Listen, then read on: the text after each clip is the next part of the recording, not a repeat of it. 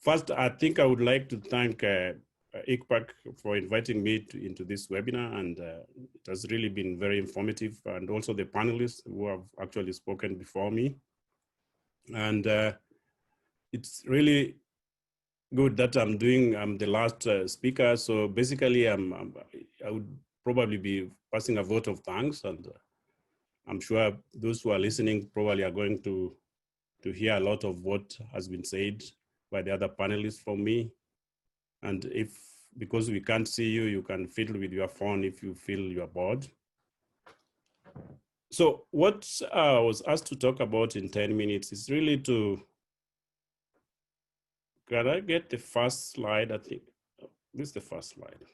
So as Abebe mentioned is that what I'm going to really briefly talk about is really the East African context in the IPCC assessment, and we know we are now going into the 6th assessment, the assessment report number 6. But we can't forget the fact that this started in 1990 with the first assessment report. So if you are looking at IPCC assessment from the first assessment report, abbreviated as FAR, to the 6th assessment report, then what is the Eastern Africa context in this? And one of the parts of the topic I was given was really to talk about the key knowledge frontiers that are really useful in terms of contributing to the assessment, interpreting the assessment, and actually using the assessment report. Then I will probably talk about some of the emerging analysis from the IPCC upcoming IPCC report number 6. And also not forgetting the special reports on climate and land use and land degradation, and also the special report on 1.5 and 2 degree global warming levels, which were probably driven by the Paris Agreement. And then one thing again we talk about when we talk about this assessment is how relevant is the baseline for climate change in Eastern Africa, especially interpreted from those reports. And then because of adaptation and mitigation, which are a component, a key component of the IPCC report, probably the driving tenets of the IPCC report. So at what scale should we really think that we are hardest hit by climate change? So we should be looking at climate change from short term, medium term, and then long term. And then in the IPCC report, we are also talking about interacting impacts. Some of these have actually been touched by the previous speakers. Then finally, I will talk very briefly on who actually tells the East African story in those IPCC reports. We hear these nice stories from the panelists. We see very good work done at ICPAC. But are those really the stories we see in IPCC when it comes to projections of climate, temperature, and rainfall? So I like showing this slide here. It is simple. I've shown it probably a couple of times. And we also capture this in the Climate Research for Development, CR4D strategic plan, where we zeroed in on 3 key knowledge frontiers when we are talking about climate as a value chain. And that is how also IPCC looks at this. From the science, then you're looking at the impacts, then you are really looking at the mitigation options, which is the policy.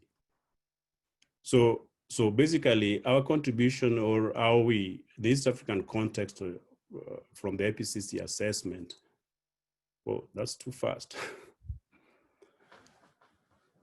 I still wanted to talk about that, but yeah, so basically what we have here is that for us to really look at the information we get from the IPCC report, though most of the times people think IPCC report is the modeling and then the projections, which is the science part, which is really the foundational science and evidence-based, which is working group 1. Then how do you interpret that information into to look at the impacts of those projections, which is working group 2, and then what could be, say, stakeholder engagement, which is basically policy options, but focused mostly on how to mitigate greenhouse gases. So what I'm going to go to next slide, please, is basically to highlight some of the issues or the emerging things which are coming from the recent analysis of both the CMIP5, which is the coupled model intercomparison project, which is this family of models which were used in the 5th assessment report, and then the CMIP6, which is coupled model intercomparison project, which is a family of models which are really being analyzed and are already being reported in the 6th assessment report.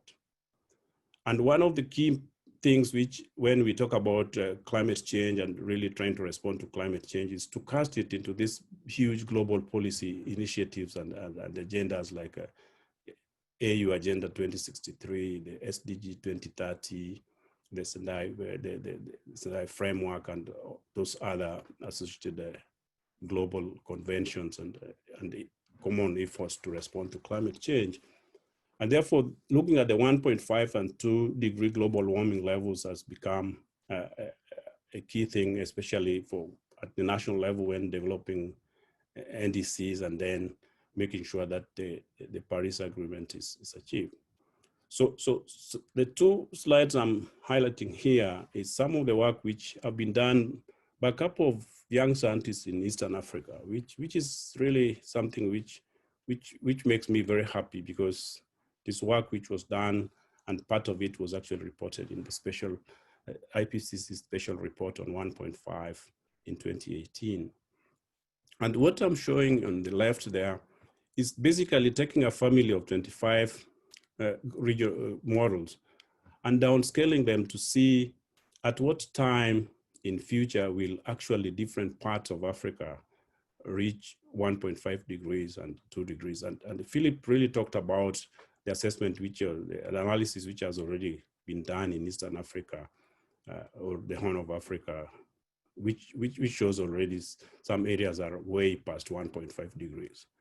So if we have areas which are way past 1.5 degrees, so how relevant is the Paris Agreement and the NDCs which were developed and contributed by Eastern African countries to the UNFCCC regarding how we are trying to limit global warming below 2 degrees and possibly below 1.5 degrees. So what the left shows is that you see numbers at the top there. This is a codex, which is coordinated regional downscaling experiment, which is really organized by the World Climate Research Program. And then we have the Codex Africa, which has really been very active, and this very active participation of young early career scientists from Eastern Africa. And this had five scenarios, which are called representative concentration pathways, 2.6, which is the lower case, 4.5, and we not talk about that so much because some people have talked about it. And what basically happened is that we looked at all that family of models, and what you see at the top is that is the median year. So we taken this took an average of 30 years, and then with reference to the pre-industrial time, which was 1861 to 1890, and also looking at the reference period, which was the control period of 1971 to 2000, and then seeing what is the approximate time different parts are going to really hit 1.5 degrees. And interestingly, both the lower end scenario, which is 2.6 and 8.5, they tend to somehow almost agree on the period. So if it is 1.5, most parts of Africa is by the year 2023, almost all parts in Africa will be 1.5. And then we look at the time, which the timing for 2 degrees is ranging between 2030 to probably 2040. So in the context of really looking at 1.5 degrees within the context of SDGs, then it means that by 2030, most parts of Africa will basically be more than 2 degrees or 2 degrees warm.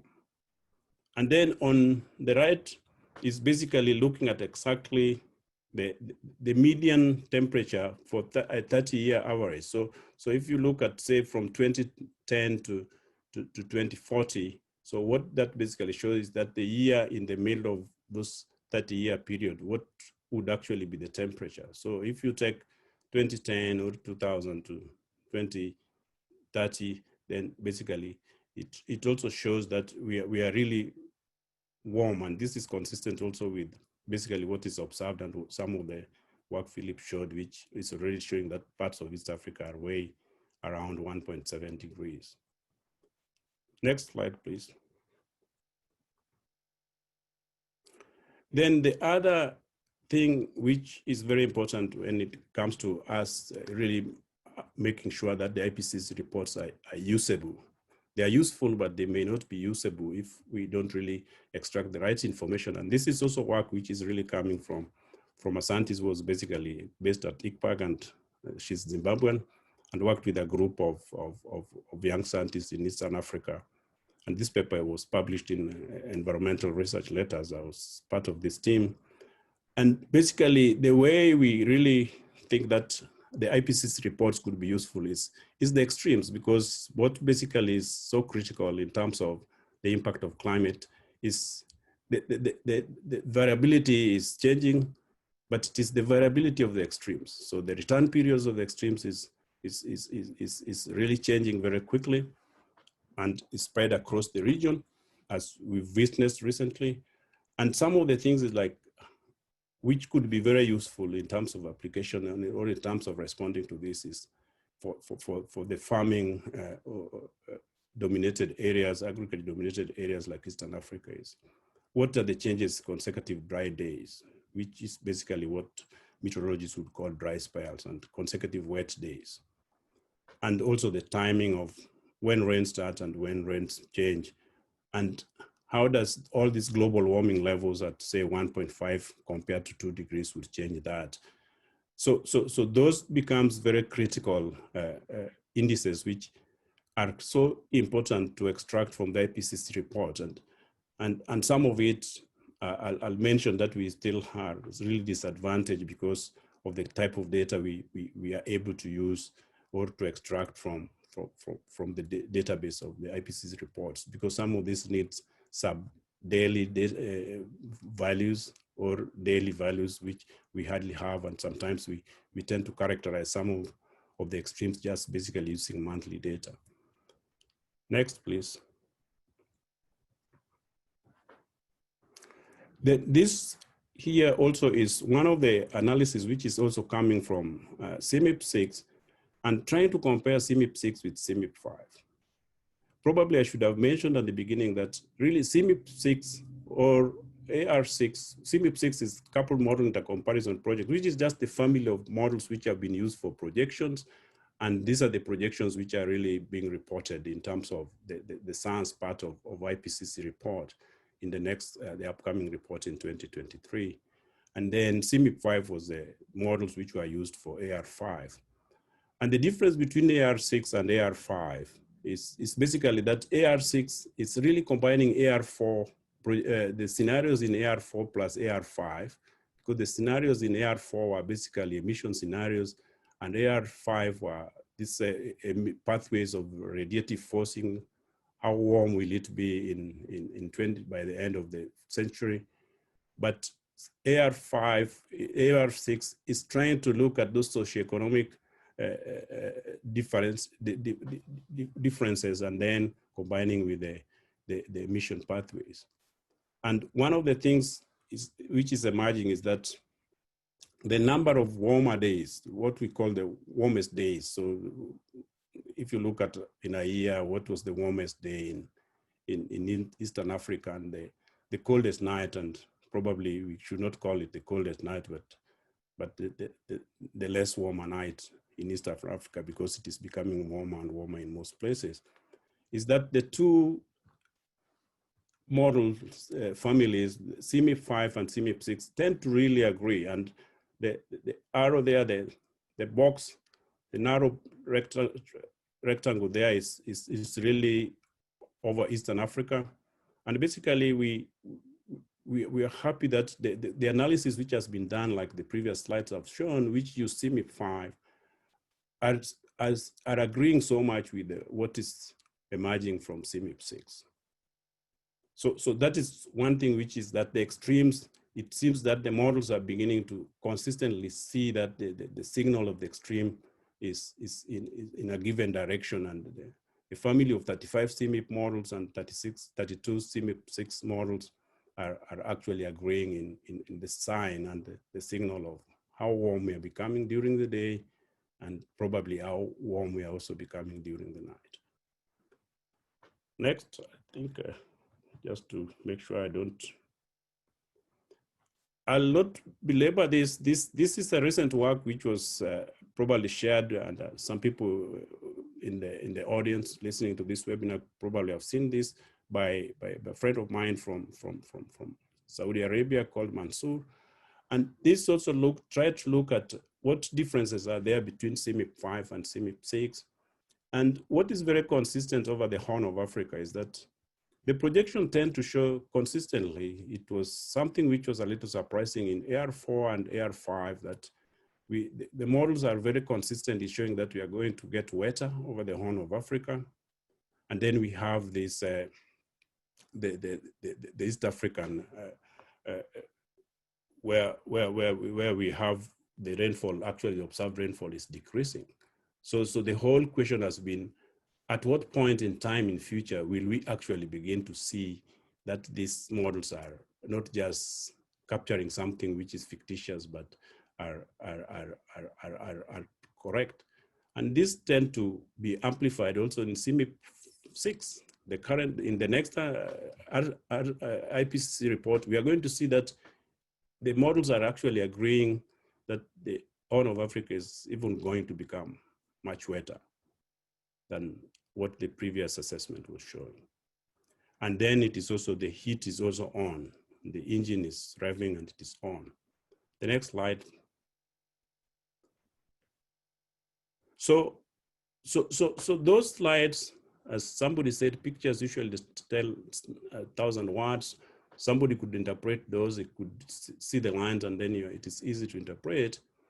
So I was just showing those flashes, but really try to narrow down to a few of the emerging issues and opportunities in terms of really understanding climate change and responding to climate change in terms of adaptation in East Africa. Is that all those projections, some of them use slightly different baselines. So the question comes is, what is really the actual baseline for us to be more consistent in studying the climate change signal in Eastern Africa? Then what level of change has already taken place? So a few of the analysis which was shown by Philip shows that there's already change which has already taken place. So should we be interested in what is going to be the projected change by 2100, or should we really be making a decision based on what we know is already taking place? And therefore, in terms of baseline, because in terms of baseline, especially for 1.5 and 2 degrees, studies use different baseline for pre-industrial era, and also baseline for what we call the control. Some use 1981 to 2010, some use 1971 to 2000, some use 1961 to 1990. So there should be consistency in really trying to understand at what baseline really makes the change signal more consistent in East Africa.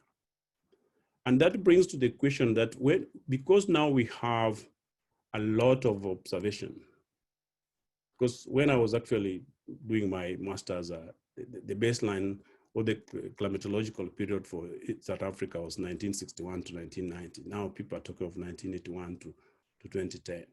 So basically we have data now from 1961 to present. And therefore it needs that for applications of climate change information, especially for planning and for adaptation, we may want to start thinking of really having a 100-year baseline, which is basically the baseline which is usually used for planning long-lived infrastructure. Because basically we are using a different baselines, and then we are superimposing this on the old information which the civil engineers had for roads, for dams. But we are beginning to have a scenario where we should be able to really have a consistent gridded data for 100 years over Eastern Africa and or the Horn of Africa or the whole of Africa to develop more consistent baselines and also to really study what change has already taken place. And that brings me to the question of where centers like ICPAC and other institutions should begin to think of what we call a regional reanalysis, because we don't have enough observations and we can't keep on talking about lack of data. We have different types of data sets, which when merged, and I think ICPAC has done this with ENACS, which when merged can actually create more robust, gridded, fairly high resolution data. So that should be focused. Then in terms of baseline, we should also be looking at those long-term baseline, like 100 years, to develop indices of these extremes, like heat indices, drought indices, return periods, so that we are able to really look at what is the 10-year return period, what I call X10 there. What is the 10-year return period for drought in Tanzania? And what are the models telling us in future that the 10-year return period will be looking like? Will the 10-year return period be a 1-year return period in future? So that is very important to really focus on. Then the second point is that at what scale is Eastern Africa hit hardest by climate change and related impacts? I think climate change is always, not always, but in some cases treated as a mirage, where we think of it as coming in 20 years. That's why we are talking of looking at climate change in the context of Agenda 2063, in the context of SDG in 2030, which is just next year. But I think where we really feel the impact of climate is at the seasonal scale. So our seasonal forecast, how do you cast the seasonal predictions, which are really the bread and butter of Eastern Africa in a climate change mode?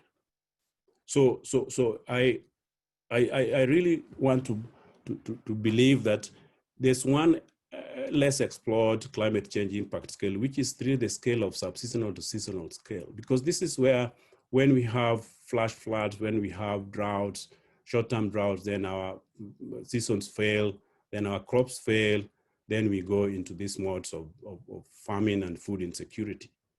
And that is very critical for adaptation. So I really believe that a center like ICPAC, which is serving the Horn of Africa, and it's really the custodian of some of the data there should be a way that you go back to several years back and see what impact does this climate change signal really has reflected in all the seasonal predictions. So basically you can do a hindcast. And this is where reanalysis comes in, because you can really use the information and the forecast and the observations for the last 30 jack-offs, and use those jack-offs and reanalyze them. Now you have the prediction, you have the observations, you have the satellite, and begin to really recreate a picture or a regretted information across the Horn of Africa, which tells you exactly what the season should have looked like and what the data points should have looked like in areas which were data void. So I really believe that it is very critical that we don't look at climate change as something which is going to, in terms of decadal variability, in terms of what happens by the middle of the century, but the scale where people really feel it. If you go to the village and you're telling them that, in the year 2050, the temperature will be 1.5 degrees, I think my grandma will just laugh at you. But if you tell them that tomorrow there'll be floods, and probably they got affected by floods the previous month, this will be really live in their mind, and they will really, the uptake of that information in terms of the change will be critical. The last slide, which is, I think is my last slide. Next slide, please.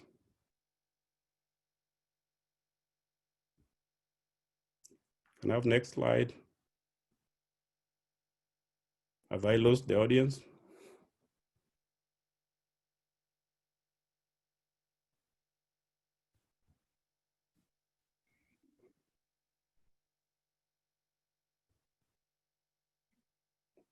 Baby, can you hear me?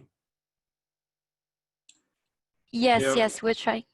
We're trying to go to the next slide. I think maybe Linda, are you listening? Maybe it's internet connection. Yes, I can hear you. I think those are all the slides. Dr. Anyah? I can't see my slides, but I think it was the second last slide. I have 2 slides left. And if I still have time, I think I still have a minute.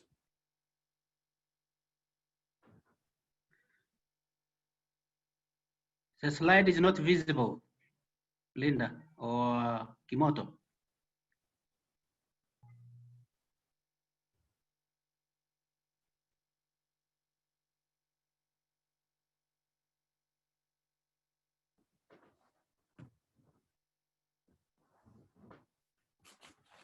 Okay, I think we might have lost Linda.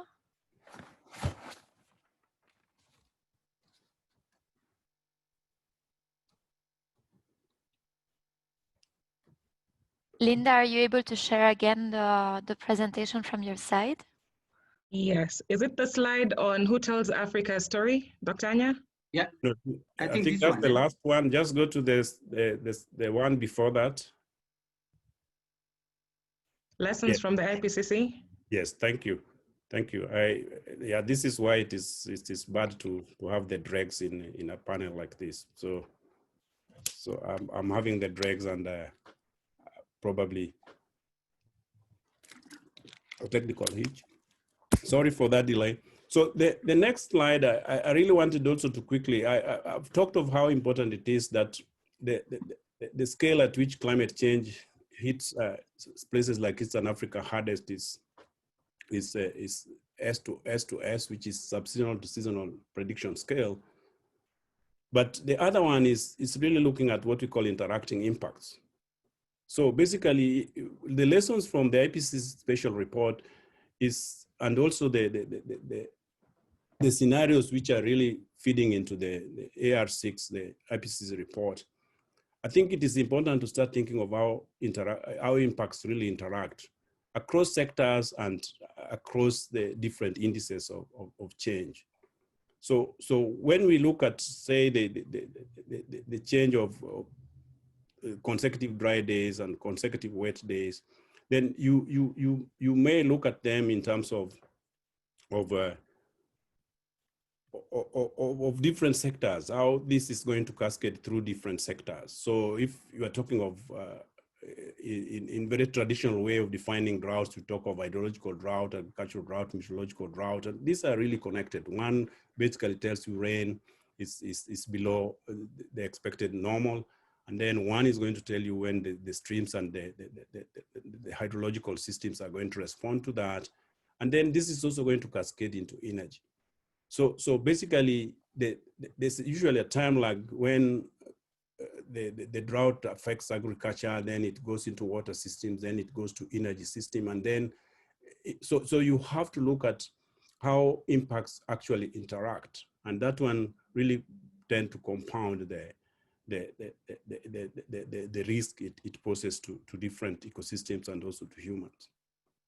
And then what also we get from IPCC special report is that we should really be getting ready for more surprises in terms of extremes, in terms of the return periods, in terms of threshold exceedance, where these extremes are not just the extremes, but really going beyond the threshold which they are known for. What to paraphrase some of the common quotes, is canary in the coal mine. And these are poverty multipliers, so that because you expect the drought in East Africa, we linked it so much to El Nino, so we probably, or to La Nina, so we were expecting 3 to 5 years, but now they are coming almost every other season, and they are persistent for a very long period of time. And this could be as a result of really highly interacting impacts in different sectors. So when we talk of, say, developing maps of risk, then we also, interacting impacts can also be climate and non-climate factors. So I think centers like ICPAC, which deal with a lot of sectors in terms of applications, we have to start thinking of climate, or to start emphasizing, we are already doing this, but you start emphasizing how climate and non-climate drivers usually interact and then create what we call a double or a triple whammy of impacts. So you can look at, in terms of food security, what is the impact of disease burden, malaria prevalence? What is the impact of drought if you conflict, legacy of conflict and demographic changes? So those are things which we have to start. We have now new technologies. We have a lot of geospatial tools and modeling techniques where you need to merge this. Of course, we've created UN OCHA and FuseNet have created, and ICPAC, you create all these food insecurity maps. But I think we tend to emphasize the biophysical component. And then the other one is population projections. I think Dr. Artan, the director, showed the population projections, which is really important. And that is important in the next, how to interpret the next IPCC report, because the shared socioeconomic pathways basically look at differences in education, governance, population, GDP, as really components of what you have to take into account when you are developing or interpreting some of these climate change projections. And then land use change and urbanization. So in some studies, we are seeing in the IPCC report and also in other literature that the signal for urbanization, the change in urbanization, is much larger than the background climate change. So the temperature in Kibera is slightly higher than some parts of Nairobi because of the urban thermal pollution which is taking place there. There's a lot of heating there. So that may not actually really be connected directly with warming as a result of greenhouse gases, but really highly localized, and you have to start putting that into the picture. And then the last one is really basically air pollution, air quality, and climate change, the interaction. And this has been shown especially in urban sprawls and especially the informal sectors in larger cities in Africa and in the rest of the world, as really threat multipliers, risk multipliers in terms of heat waves or thermal pollution interacting with the increasing tropical nights, which is basically heat waves, and then the health impact is highly compounded in those. The last slide, in terms of issues emerging, is I would really want to talk very shortly about who tells the East African story in the IPCC report. In my first slides, when I was highlighting the pictures, I was trying to highlight some of the work which has been done by people in East Africa. So I'm not opposed, but I really try to emphasize that when we want to say our participation of East Africa or Africans in the IPCC process, how it should be, I don't think it should be in terms of adding so many reviewers. I've been a reviewer for the IPCC report, but it is sometimes very sad that I know there's very good work which has been done by some scientists in Africa, but when I'm reviewing the report, I don't see those studies being cited there. So I think for us to really have our story told and the correct information and interpretation in the IPCC reports are made, is that we should increase our effort to make sure that most of our work is reported there. Most of the time people say there's very little publications, but I think there's a lot of publications, but there's a tendency to ignore publications which are basically by scientists there. So we find publications on Africa by people who are good scientists, but sometimes they have just added a small aspect of work which has already been published and by some people in the region, and you don't hear those. For example, El Nino. The breakthrough of El Nino impacts in East Africa were in the 80s by our senior scientists. Some of them are retired now. But now when we see the papers, it is as if this is really a new thing, a new discovery in Africa or in East Africa. So how do we really overcome this? I think this is really the platform which CR4D is creating to enhance collaboratives and not collaborations. I think we are full of really talking that I'm collaborating with so-and-so and this is short time. But collaboratives is what has created centers like the National Center for Atmospheric Research here, where the government institutions are really linked very strongly with academic institutions, with policy institutions, in an institutional framework, not identifying Anyah in the US or Kijazi in Tanzania or Judy in AAS. You bring them together, you collaborate, then you wait for the next phase. So I think there should be a culture of our institutions, ICPAC collaborating very strongly with the university through ICCA, and also other institutions like ACPC, like African Academy of Sciences, then bring the synergy from these centers in a workable framework where if there are issues where these institutions have to come together to work, then it is not on a case-by-case basis. And that is what I probably call that can create what we call research to operation to policy value chains, which is basically the IPCC framework. And then in the current IPCC, it's very important to build what we call stakeholder scenarios. I think Professor Lago talked about this. And what these stakeholder scenarios is that you are talking of risk mapping in East Africa. But that risk mapping should take into account different aspects of demographics, population, access to healthcare, malaria prevalence in different parts, conflict and legacies of conflict in the region, so that when we are talking about, say, food insecurity hotspots, then those hotspots should not, you cannot say there's drought in Northeastern and you just say you need a blanket response towards food insecurity in the Northeastern part of Kenya or in the Southern part of Tanzania. Because those areas, you have to really map the stakeholders. Who are you reaching out to, and what are the nitty-gritty? What are some of these differences in terms of their access to certain amenities and resources, which may actually vary within a very short distance. And also the issue of governance, because the political goodwill, who decides who gets what. And so these are things we need to start bringing on board when we are trying to interpret the IPCC report, especially the AR6.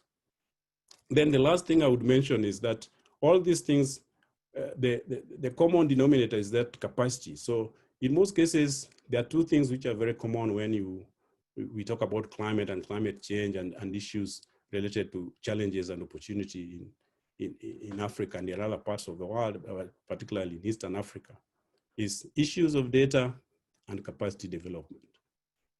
So I really wonder, because I'm now several decades old and I've heard the same story. So are we training stones in Eastern Africa that cannot turn into soil and grass and trees? So what metrics do we have for capacity development? Because we talk about capacity. So what do we need in what, and what can we really account for what we built and what we want to build on? So if we are talking about modeling, what is our target capacity in modeling? And this is what takes me back to what I call enhanced collaboratives among institutions. So how many modelers do we need in East Africa if we really have a shared platform whereby this expertise can actually move easily across the region? So I don't think we have an issue of capacity. We are an issue of really having clear metrics on what our capacity development needs are. And then in terms of capacity, I think, which also relates to our contribution and our story in IPCC, is that our capacity should really focus on competence and confidence. I think we have a lot of competent scientists in Africa, but very few confident scientists in the continent. And that is why most of their work is not really published or broadcast out there, compared to other areas where the work may not even be as good as the work being done by most scientists in the region. But we don't have the confidence. A few of us don't have the confidence to really announce their work and make sure that this work is heard in a relevant forum. And through that is when people say, oh, I heard somebody talking about this and has published something like this in East Africa. And this is work which, when we are reviewing the IPCC reports, why is this one not featuring here? So without sliding into complaining about what we don't have, I will stop there.